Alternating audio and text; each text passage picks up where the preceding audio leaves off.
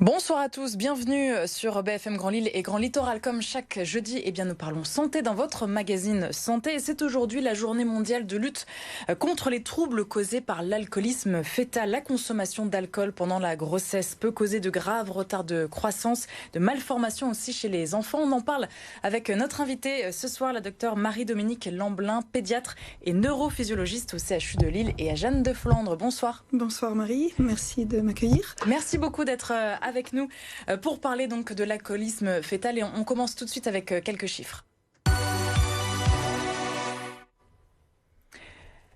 1344 bébés atteints du SAF, donc du syndrome d'alcoolisme fœtal. Ce sont les derniers chiffres relevés par an dans notre région, dans les Hauts-de-France. 20% des femmes continueraient à boire de l'alcool pendant leur grossesse, selon les derniers chiffres également. Alors, près de 1400 bébés atteints, c'est beaucoup trop, évidemment. Est-ce que c'est un chiffre en augmentation, en baisse sur les dernières années chez nous dans la région ? Non, c'est pas en augmentation. On n'est pas une région non plus trop au sommet des consommations, quoi qu'on en pense.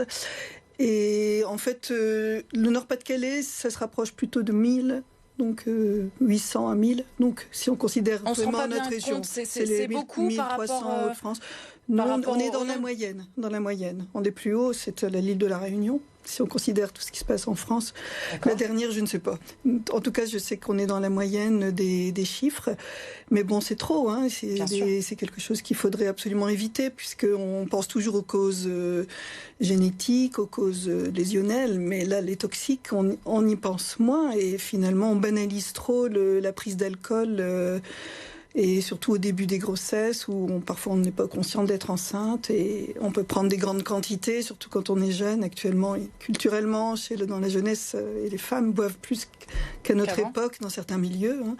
Est-ce que c'est quoi exactement l'alcoolisme fœtal ? À partir de quand on parle d'alcoolisme fœtal pour Il y a différents degrés. Il y a le syndrome complet du SAF qui heureusement se voit quand même moins dans notre région qu'avant, en pédiatrie, quand je parle de ma discipline. Et celui-là, il était caractéristique, avec une dysmorphie, des bébés qui étaient trop petits, retard de croissance et des petites têtes, et qui avaient aussi donc des troubles neurologiques importants. Maintenant, le problème, c'est que les prises d'alcool sont peut-être moins fortes, du coup, mais continuent et pendant la grossesse, donc elles donnent des lésions qui vont se voir que plus tard.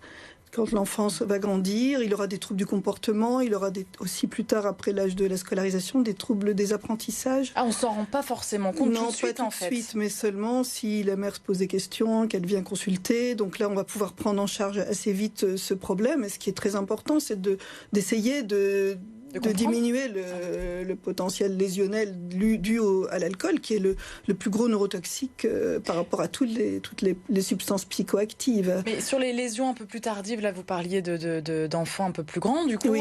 Comment vous faites pour faire le lien ? C'est en posant des questions ? C'est en posant des questions aux mamans, et... Bon, forcément, il y a un déni. Hein, si elle va pas donner le diagnostic tout de suite, mais il faut essayer de l'amener à comprendre le problème de son enfant. Alors soit il y a peut-être aussi d'autres causes. C'est quand on a éliminé aussi d'autres causes qu'on va s'orienter encore plus sur cette raison qui a donné ce trouble chez son enfant. Encore une fois, les difficultés sont aussi dans les apprentissages, les troubles des fonctions exécutives et les troubles du comportement, qui font que ce sont des enfants qui vont, en grandissant, faire beaucoup de bêtises, pas se remettre en question, ne pas comprendre qu'on leur dise que c'est pas bien et recommencer. Donc trouble de la personnalité, voilà. Et un peu aussi chez l'adulte, hein, forcément, en grandissant, des troubles psychiatriques, puisque à force d'être rejetés de la société, parce qu'ils sont des troubles de socialisation, ils vont développer des troubles psychiatriques et vont forcément, pour compenser, ils vont continuer à boire, ce qui va entraîner un cercle vicieux si eux-mêmes ont des enfants. Alors, on a une question de Adèle de Cambrai qui se dit: même si je bois un verre d'alcool pour mon anniversaire, est-ce que ça peut être dangereux pour mon bébé ? Ça fait peut-être partie un peu des idées reçues, justement. Oui, un verre d'alcool sur une grossesse, bien sûr qu'on ne va pas culpabiliser cette maman, mais le faire volontairement, il faut peut-être mieux l'éviter. C'est autant donner le maximum de chance à son bébé.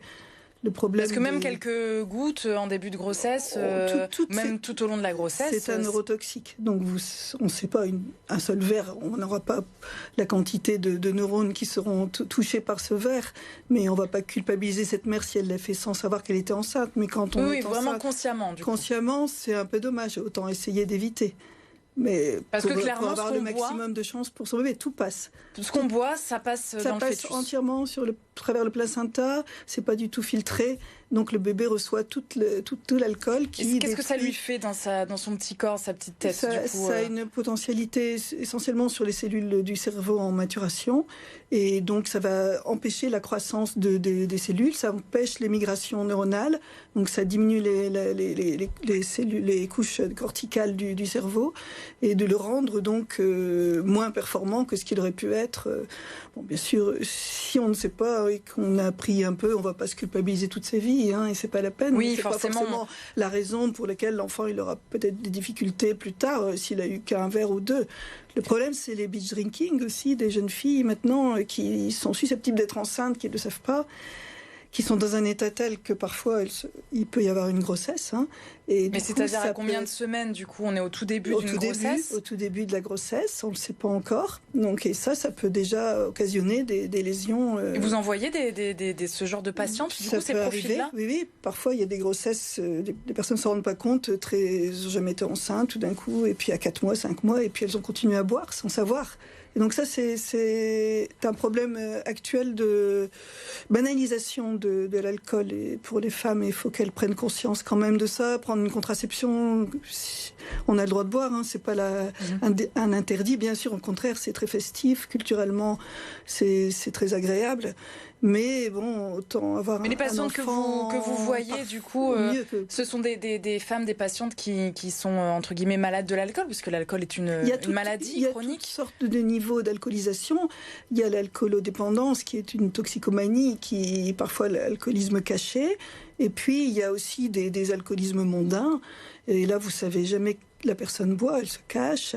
Et il y a aussi des alcoolismes donc culturels et mondains, donc où on est obligé de boire pour faire bonne figure. C'est aussi même ça. Quand on a le ventre arrondi. Parfois, oui. Mais alors maintenant, ça commence vraiment à être passé dans le langage commun, qu'il faut cesser d'inciter les femmes à boire quand elles sont enceintes, quand même. Oui. Justement, l'importance, c'est la prévention, elle est primordiale. Est-ce qu'on a du retard, justement, sur la prévention? Il y a le SAFTON, donc ce mois-ci, c'est tout un mois de campagne de sensibilisation. Il n'y a quand même pas assez de discours pour prévenir, assez de documents donnés aux femmes qui viennent en maternité ou qui viennent consulter les gynécologues ou les obstétriciens ou les médecins généralistes pour les informer des risques. Et puis, donc, c'est très important. Le SAFTON, il a ce but-là d'informer, de faire tenir des stands tout ce mois-ci, toute cette semaine. Ici, dans la région, dans la région, il y en aura à Jeanne de Flandre, il y en aura à Dunkerque, on tiendra une conférence pour évoquer le problème. Et puis, l'AMPA, le ARS Addiction Hauts-de-France organise une journée d'information pour les professionnels de santé le 16 septembre, ouvert à tout le monde. Et donc, on parle de soins, mais aussi de prévention et de prise en charge d'enfants susceptibles d'être atteints. Donc, il y a beaucoup de catégories professionnelles qui sont concernées par le problème. Le but, c'est vraiment d'informer tout le monde, les services sociaux, les PMI, les centres qui reçoivent des personnes toxicomanes ou alcoolodépendantes. Tout le monde doit être informé de ce risque pour essayer de faire de la prévention. Même si une femme a eu un bébé atteint, il faut essayer d'empêcher que ça recommence sur une grossesse suivante. Il peut guérir ou pas? Non, s'il a été touché, il ne guérit pas. Et on peut l'améliorer si sa prise en charge neuropédiatriquement ou pédiatriquement est précoce, et au niveau des paracliniciens qui peuvent l'aider à grandir, les psychomotes, les ergots, pour empêcher que son déficit soit trop important. Mais merci beaucoup pour cet éclairage. Effectivement, on est là aussi pour faire des focus sur des thèmes comme ça de santé. C'est important. Vous restez avec nous. On passe tout de suite au journal de la santé.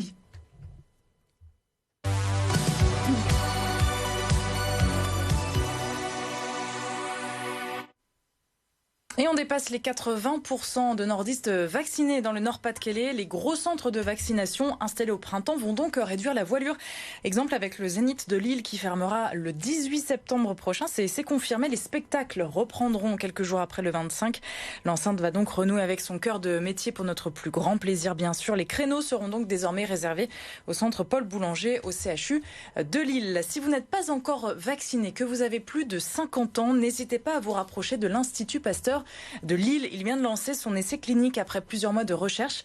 L'Institut travaille sur un médicament, un suppositoire pour soigner les patients atteints du Covid. Mais avant de le commercialiser sur le marché, évidemment, il faut le tester. Une personne pour l'instant a été trouvée, mais l'Institut Pasteur de Lille en cherche de nouveaux. Et puis le pass sanitaire pour les adolescents, pour les 12-17 ans, sera bien appliqué à partir du 30 septembre prochain, à la fin du mois. Test négatif ou schéma vaccinal pour aller au cinéma, au restaurant. Pratiquer également une activité sportive pour laisser le temps aux plus jeunes adolescents de se faire vacciner. Ce sésame ne s'appliquera qu'à partir de 12 ans et 2 mois. Merci beaucoup d'avoir été avec nous. Marie-Dominique Lamblin, pédiatre donc au CHU de Lille à Jeanne de Flandre pour parler donc alcoolisme fœtal. Merci à vous. Merci.